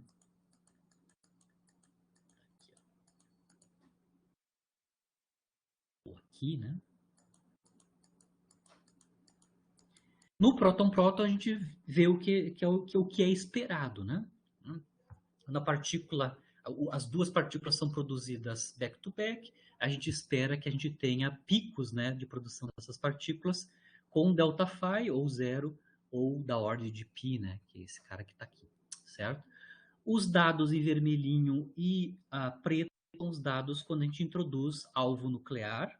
Importante, em vermelho são para produção nuclear periferal, onde a centralidade é 6088, né? E o preto é quando a gente está em colisões nucleares centrais, tá? Nucleares centrais. O que vocês vejam, bom, comparado com o próton-próton, né? Quando a gente vê colisões não centrais, né, periferais, que são os símbolos em vermelho, basicamente vocês vejam que ele acompanha, né, em vermelhinho, ele acompanha o shape próton, né? Os picos acontecem no mesmo lugar, azul e vermelho, picos aqui também e aqui também. Os picos de correlação angular máxima, né? Ocorrem no mesmo lugar quando a gente está comparando PP com deuterum ouro para colisões periféricas, né? Periféricas não centrais. Agora, quando a gente vai para o preto, que é colisão nuclear central, né? Obviamente aí vai ter um alvo denso, né?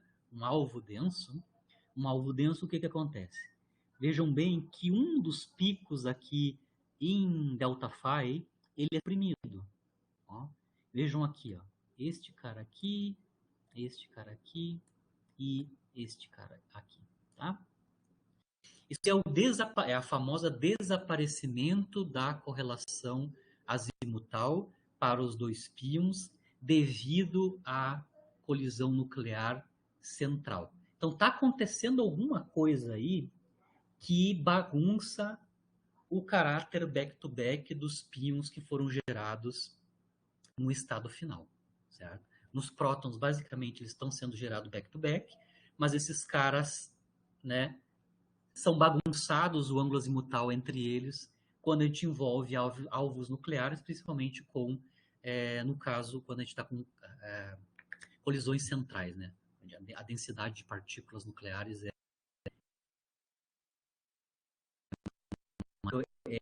mais de desenvolvimento, né, ou diminuição, né, supressão da correlação azimutal entre pions. É bem famoso, né, 2011, essas medidas do Rick. Como é que a gente consegue explicar isso do ponto de vista formalismo teórico que a gente está analisando, né? Por que no nosso formalismo, ou se ele dá conta, né? Qual é que é a explicação no nosso formalismo, que é o color glass, por exemplo, né? A gente tem essa supressão ou desaparecimento da correlação azimutal se a gente envolve alvos nucleares. Né? Alvos nucleares. E outra coisa, quando a gente vai para prótons também, mesmo em próton-próton, né? Quando a gente tem rapidez central, também a gente tem um desaparecimento aí das correlações back-to-back. No contexto do color glass, né? Vou pular um pouquinho aqui a discussão da escala de saturação, né? No contexto do color glass, eu consigo entender como é que é a expressão da seção de choque, né? Da produção de duas partículas. Lembrando que agora eu quero calcular no color glass, no formalismo híbrido ou na fatorização KT, né? Duas partículas agora, double particle, né? Eu quero duas partículas no estado final. Como é que eu produzo duas partículas no estado final nesse contexto do color glass? Né? Bom, é esse tipo de espalhamento aqui, ó, certo? Eu posso produzir, por exemplo, um quark e um gluon no estado final, certo? Nesse tipo de processo que é uma generalização do processo que a gente já viu com single particle, né? Agora, até agora há pouco a gente mostrou o espalhamento de um quark ou de um gluon com o alvo e a gente calculou a seção de choque de produção desse quark ou gluon e depois hadronizou ele. Se eu quiser calcular, produzir um hadron adicional no estado final, certo? Uma das maneiras de gerar um hadron adicional ou um parton adicional no estado final é Beam-Stralon, né? Ou seja, emissão de um gluon por um quark incidente, tá? Que é esses dois diagramas que eu estou mostrando aqui para vocês. Então, eu posso gerar, né, quark com momento Q e um gluon com momento K no estado final via a emissão de gluon por esse quark, né? Obviamente, quando eu for fazer a conta da amplitude de espalhamento, ou a seção de choque diferencial dessa produção, eu tenho que lembrar que esse gluon pode ser emitido pelo quark antes da interação com o alvo, que essas linhas zigue-zague aqui representam os múltiplos espalhamentos do quark com o alvo. Então, o gluon pode ser emitido antes da interação do quark com o alvo, ou depois da interação do quark com o alvo. Mas, a princípio, no color glass, a gente consegue calcular a produção de duas partículas, um quark e um gluon. A hadronização desses quarks e desses gluons vão nos dar, por exemplo, dois pions no estado final, e essa conta pode, por exemplo, nos dar alguma informação de por que ocorre ou não o desaparecimento da correlação angular entre os dois pions no estado final. Bom, qual é que é a referência onde foi calculada a primeira vez produção de duas partículas no estado final no contexto do color glass condensate? Tá? É um artigo bem famoso do Cyril Marquet, né, lá da França, né? É um Nuclear Physics de 2007. Tá? Claro, em ordem dominante por enquanto, né? Nesse artigo em ordem dominante. Eu vou mostrar aqui a expressão do Cyril e a gente entender que quantidades físicas novas vão aparecer quando a gente está calculando, então, duas partículas no estado final. Então, aqui eu estou calculando a seção de choque, né, do quark interagindo com um alvo denso, que pode ser um próton ou um núcleo, né, produzindo agora duas partículas, Gabriel, no estado final, quark e um gluon. A gente pode generalizar isso, a gente pode também calcular gluon núcleo produzindo dois gluons mais X. Né? Por enquanto, a gente está aqui só produzindo a emissão de um gluon por um quark, né? Bom, toda aquela cinemática que eu já mostrei a tralha toda para vocês, obviamente, veja, Gabriel e vocês, a integração no espaço de fase das partículas no estado final é mais complexa, como eu mostrei no single particle, né? Então, quando a gente for calcular, né, a integração sobre o espaço de fase, o nosso espaço de fase tem três caras no estado final. A gente vai ter que integrar no momento do quark, no momento do gluon e no momento do estado hadrônico final X, certo? Né? Quando a gente faz a integração no estado final, as partículas no estado final, vai aparecer necessariamente o aparecimento dos momentos longitudinais desses quarks, desses gluons, e também dos seus momentos transversais. Tá? Então, essa diferencial nos momentos, tanto transversais quanto longitudinais, vem basicamente da integração do estado final, né? No formalismo usual de cálculo de seção de choque, como eu não mostrei no instala. Né? Tá? Obviamente, eu vou ter que modelar a função de onda, né, da emissão de um quark, de um gluon, perdão, por um quark no estado inicial. Então, essas funções φ aqui que eu estou mostrando, né, são basicamente a φ alfa beta lambda, é a função de onda associada à emissão de um gluon de polarização lambda, então a polarização do gluon, com um quark que parte de um spin alfa e termina num spin beta.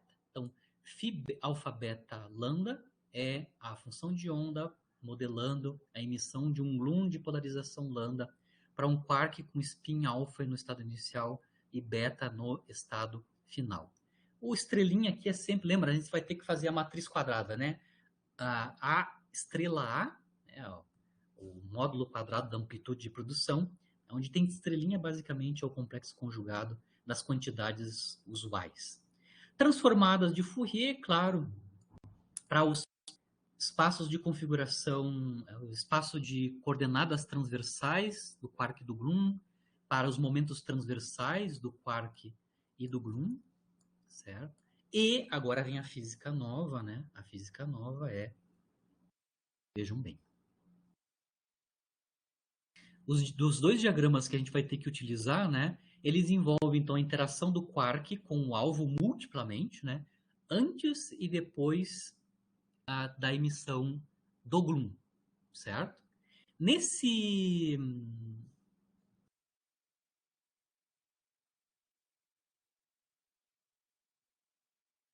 segundo diagrama aqui, né? Nesse segundo diagrama, vocês vejam bem que só o quark, no final das contas, né? Só o quark espalhou multiplamente com o núcleo, né? Ele espalhou primeiro multiplamente e depois emitiu o gluon, certo? Lembrando, esse diagrama aqui, que é a emissão do gluon depois da interação do quark multiplamente com o alvo, basicamente a gente consegue modelar esse diagrama, ou o cálculo desse diagrama, a partir do que a gente já conhece com a produção de single particle, né?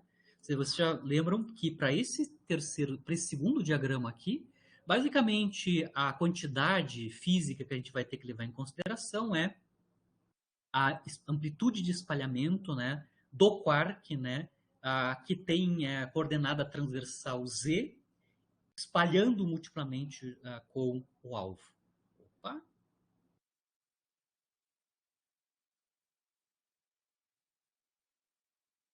Estão me ouvindo? Ainda está on? Sim, sim. Uhum. Acho que a câmera só caiu aqui.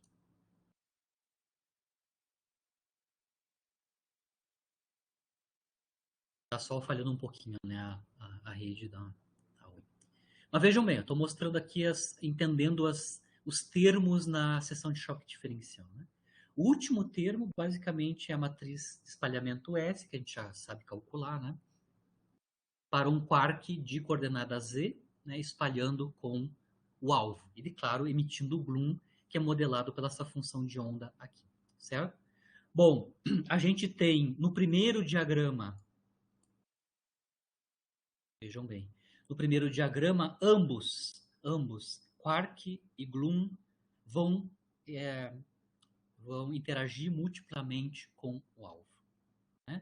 Então, tanto o quark quanto o gluon vão interagir multiplamente com o alvo.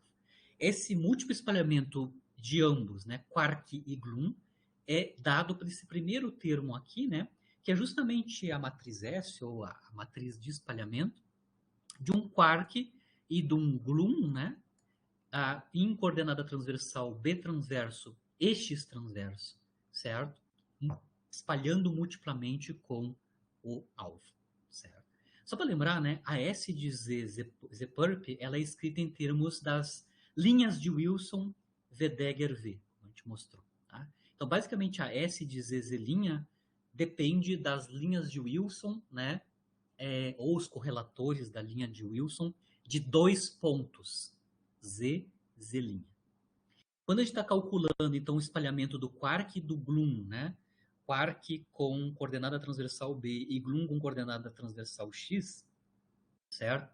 A gente vai estar envolvido nesta conta, né, um correlator de gluons, ou um correlator de Wilson, né, de linhas de Wilson, correlator das linhas de Wilson, de 4 pontos, certo? Esses dois termos que são negativos aqui, ó, são justamente a interferência, né? A interferência desses dois diagramas. Os diagramas de interferência, eles dependem de correlatores de linha de Wilson de 3 pontos. Tá? Então, resumindo, a seção de choque diferencial da produção de dois partos no estado final, no color glass, por exemplo, um quark e um gluon, envolve o relator do campo de gluons ou o correlator das linhas de Wilson de 2 pontos, onde só o quark interage com o alvo, correlator de linhas de Wilson de 4 pontos, onde tanto o quark quanto o gluon interagem com o alvo, e correlatores das linhas de Wilson de 3 pontos, que estão associados com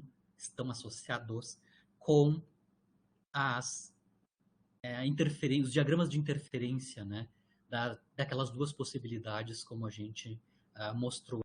Claro, aqui eu já estou mostrando como é que Cyril escreveu Z em termos das coordenadas originais do quark e do gluon incidente, né? Então, o Z aqui tem a ver com as coordenadas transversais do quark e do gluon no estado inicial. O que é Z, né? É a razão, né, da fração de momento longitudinal do quark incidente portada pelo gluon, né? E, claro, aqui eu estou mostrando só a cara explícita dos 3 correlatores de linhas de Wilson que tem que ser utilizadas. A que a gente conhece, que é o último termo ali naquela seção de choque, né? É 1 sobre NC, o cálculo da média sobre configurações de cores do traço, né, do produto das linhas de Wilson V Dagger, né, calculada em coordenadas transversais distintas Z, Z', né, lembrando que essas coordenadas transversais têm a ver com o quark. Né. O correlator de 4 pontos. O correlator de 4 pontos, bom, envolve também o traço das linhas de Wilson V Dagger, mas a gente também tem, né, como a gente tem um gluon, né, que está espalhando multiplamente também com o alvo, a gente vai ter que introduzir as linhas de Wilson, né, para esses gluons. Tá? As linhas de Wilson para esses gluons, que modelam então o múltiplo espalhamento dos gluons com o alvo denso, né, é dada em termos desse produto de matrizes U Dagger, onde U aqui é a notação para a linha de Wilson na representação adjunta. É na representação adjunta porque essas linhas de Wilson estão representando os múltiplos espalhamentos do gluon, né? Do gluon com o estado final. E, claro, finalmente, o correlator de 3 pontos, né? Correlator de linhas de Wilson de 3 pontos, envolve, claro, o espalhamento do quark, né? E um gluon, né? Que é resultado da interferência. Né? Esse S3 envolve tanto o espalhamento dos quarks, né, com o alvo, quanto o gluon emitido. Tá? Esse cara aqui vai entrar, então, no termo de interferência aqui. Professor, uma dúvida só. Por que mesmo ali as linhas de Wilson para os gluons, né, os U's nas adjuntas, não estão dentro do traço?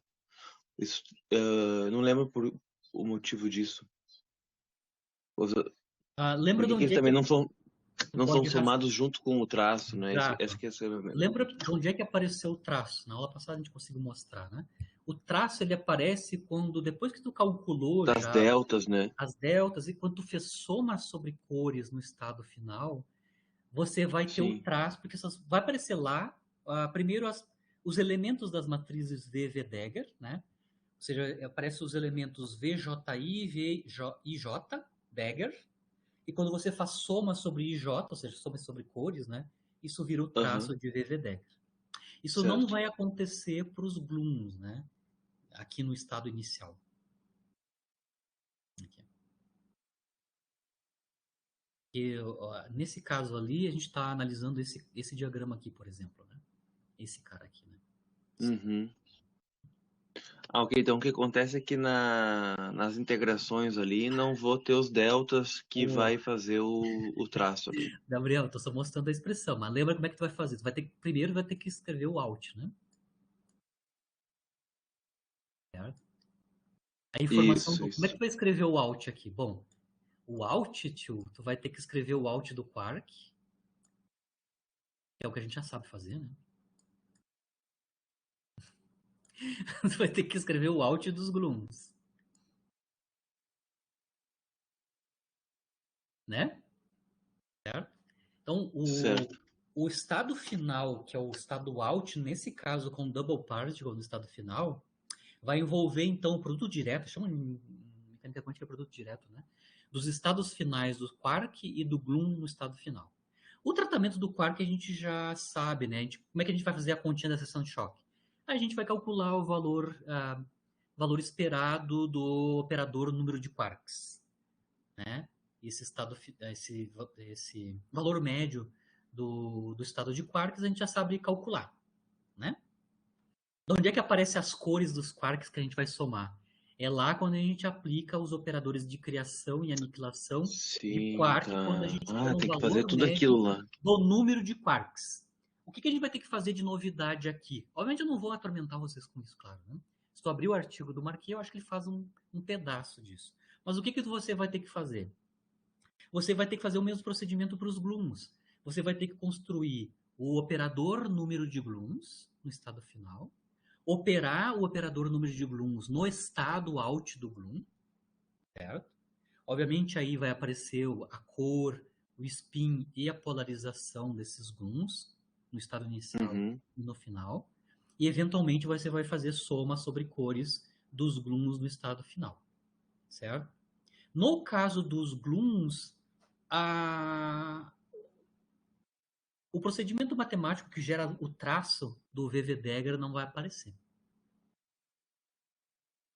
Mas veja, tem muito capim para capinar Certo, até certo. chegar nessa Sim, né? expressão aqui, tá? Depois Tá. eu já reinterpretei os três termos, certo? Mas foi Mas ótimo já. Sim, sim. o aparecimento do U-Dagger, né?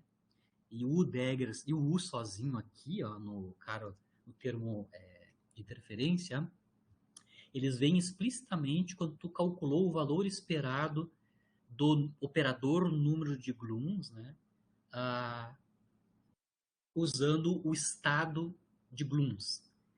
Então a gente vai ter que ir lá abrir. Como é que eu represento o estado do glum no estado inicial e no estado final? Vai aparecer a cor, polarização e spin desse cara. E faz toda a continha quantalhada que a gente fez para o Quark nas duas últimas aulas. Quando tu faz isso, né? Tá certo. Parabéns pro Cirilli, porque por isso que o Cirilli tem que dar medalha. O Cirilli é o cara. O Cirilli é o cara que ele abriu até o fim, né? Abriu até o fim. É que, na verdade, se tu já fez alguma vez com alta capacidade a produção de quarks, fazer a abertura para alguns é complicado, é detalhado, é moroso, mas tu consegue fazer o mesmo procedimento até o final. Mas só explicando assim com as mãos, física com as mãos, né? Por que não tem o traço ali nesses carinhas ali? Professor, boa tarde, né? Eu sou o Oi, Edgar. oi, Joana. Eu tenho uma pergunta. A definição da seção de choque da dupla produção de quarks, ela pode ser considerada uma análise no leading ordem? Ou é simplesmente uma definição assim para a produção de dois partons? Essa expressão que eu estou mostrando aqui, a Divina do Marquet, essa é a expressão in leading order para a produção de double partons. Ah, tá. E tem uma expressão em ordem dominante para a produção de dois quarks? Na aula que vem a gente vai analisar double parton scattering, que eu acho que é isso que tu está interessado, né? Não, não. Ou seja, na sessão anterior, tu explicou uma sessão de choque para produzir um parton, Só um quark ou pouquinho. gluon. Uhum. E esse é considerado single parton, não é? Só essa contalhada toda aqui, né? Essa aqui, né? Isso. Quando tu analisa esse no next to leading order, nos diagramas de Feynman não pode acontecer que possa sair dois quarks? Não será, né? Em algum diagrama por aí? Se você começa com um quark incidente, você pode ter no máximo emissões de glums, né? Isso. Mas esse É esse gluon, caso que eu acabei de mostrar ali, né? Isso, mas esse Gloom tá certo. Certo? Aham, tá. Não tá errado, não, tá errado minha pergunta. É a forma como está definido a produção de dois quarks é assim mesmo, então Isso. tá certo, tá certo. Muito obrigado, professor. Lembra que eu estou interessado só no quark e estou somando todo o resto. Isso. Uhum. Para Não, esse cálculo, a única quantidade que é a chave, que é o ponto de partida, é o operador número de quarks. Vai ser aplicado sobre os estados finais dos quarks, né? O out, que eu chamo. uhum. Sim. Tu vai fazer o mesmo procedimento nesse caso que eu estava falando aqui do Marquet, né? Que tu quer produzir quark Gloom no estado final, né? Onde, claro, esse Gloom ele vem do bemistral, da emissão via quark, né? Ele adveio da emissão dele por um quark, né? Esse diagrama aqui. Né? Entendi, tá certo. E Uhum. aí, claro, aqui a gente está levando em consideração as duas possibilidades, né? Se vai espalhar os dois junto com o alvo, multiplamente, ou só o quark vai espalhar e depois vai emitir o Gloom. Tá certo. Muito obrigado, professor. Infelizmente eu vou ter que sair, mas a Tá bom, próxima aula eu estou vou estar. encerrando. Mas aqui, claro, eu não tô dando todo o detalhamento, eu só estou mostrando para o Gabriel, o Zardo, da onde é que está aparecendo essas quantidades novas, né? Basicamente, a gente vai ter que recalcular ali o valor esperado do operador de glooms, né? Operador número de glooms, usando a função de onda do estado final dos glooms. Para isso, a gente vai ter que aplicar os operadores de criação e aniquilação de glooms no espaço de momento transversal sobre essas funções de onda. Né? Certo? E veja bem, outra coisa, tem mais uma coisa, né? Lembra? Do ponto de vista matemático, um dos procedimentos que nos ajudou o cálculo do operador do N-out, né? Do número de quarks no estado final, foi a relação de anticomutação dos operadores, né? Para a criação e aniquilação de quarks.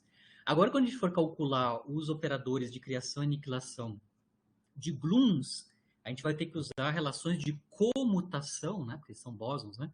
Relações de comutação dos operadores de criação e relação de quarks. Então, um pouquinho, a maneira de calcular é a mesma, só que, claro, o detalhe, né? O detalhe do cálculo é um pouquinho diferente. Né? Lembrando que tem uma quantidade física a mais no caso dos glooms, que também são a polarização. Ela aparece aqui nas funções de onda, né? Nas funções de onda da produção de um gloom de polarização lambda a partir de um quark, né? Certo? Essas expressões são em leading order, né? Bom, aí, só para encerrar a aula, tá? Esse quark, esse gloom pode hadronizar e gerar dois pions no estado inicial, no estado final, perdão. Dois pions no estado final.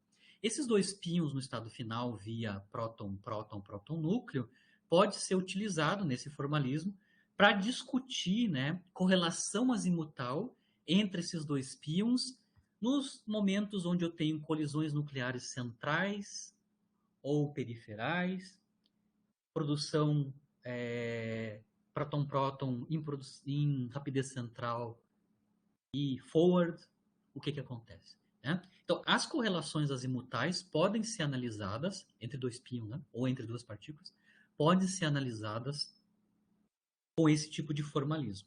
É claro, eu estou mostrando aqui a expressão em ordem dominante, né? Mas hoje em dia já existe produção de dois pions em NLO. NLO, certo?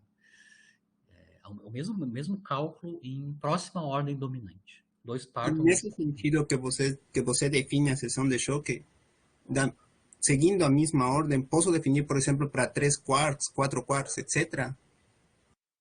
O problema todo tu tem que checar corretamente os diagramas de interferência, né? Não, Pode, a princípio só sim. por definição, é só seguir a linha, assim como está definido. Vai ser difícil. É uma linha de pesquisa, né?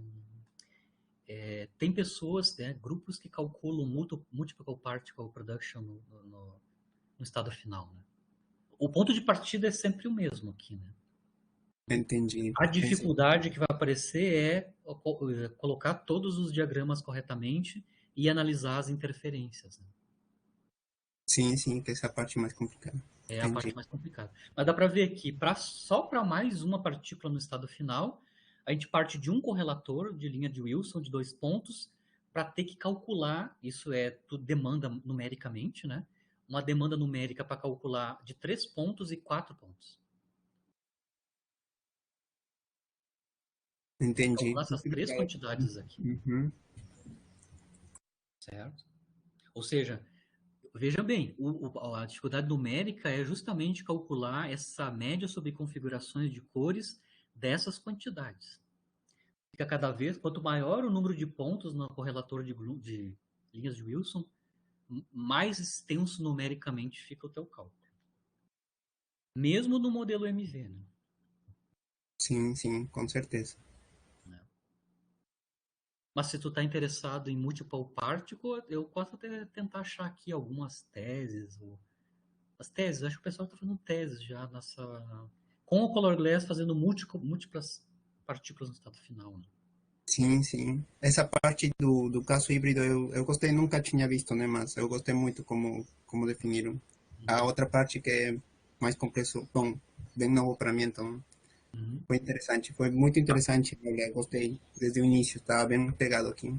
Sim. Claro, esse aqui não dei detalhe, mas a gente agora já, como eu fiz em detalhe o single particle, a gente consegue entender qual é o que tem que ser feito para double particle. Né? Isso. Uhum. Então, na aula que vem eu estou planejando a gente falar sobre duplo espalhamento partônico, né, double scattering, né, na aula que vem, e também analisar quais que são os problemas que aparecem quando a gente vai calcular a seção de choque de double scattering lá no Color Glass. Né? Mas igual, aqui a gente já consegue obter informação sobre correlação angular de hadrons produzidos no estado final no formalismo de Color Glass, formalismo híbrido. Né? Certo? Certo. Claro, aqui eu não convoluí ainda com a distribuição de quark de luta, né? Colinear no estado inicial, e as funções, agora eu vou ter que ter 2 funções de implementação, né? Para hadronizar o quark e o Bloom produzindo os hadrons que a gente quer no estado final, por exemplo, 2 quimos neutros. Né? Era exatamente o que eu ia perguntar, que eu acho que, né, que seria 2 funções de hadronização, né, de fragmentação. 2 funções de fragmentação e mais a PDF colinear do quark no estado inicial. Então a gente vai ter que plugar isso na seção de choque hadrônica, né? Próton núcleo produzindo pion, por exemplo, mais X.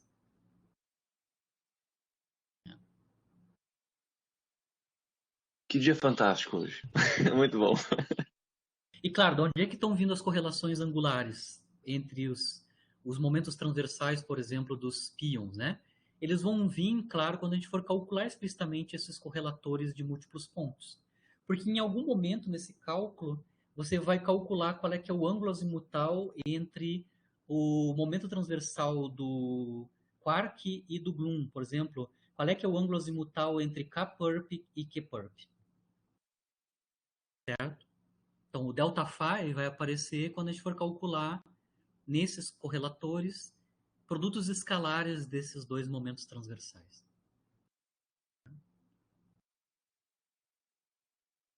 Beleza?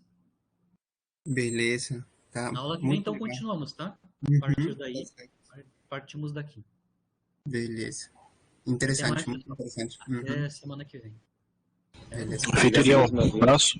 Um abraço. Abraço. Falou, abraço. Abraço, professor.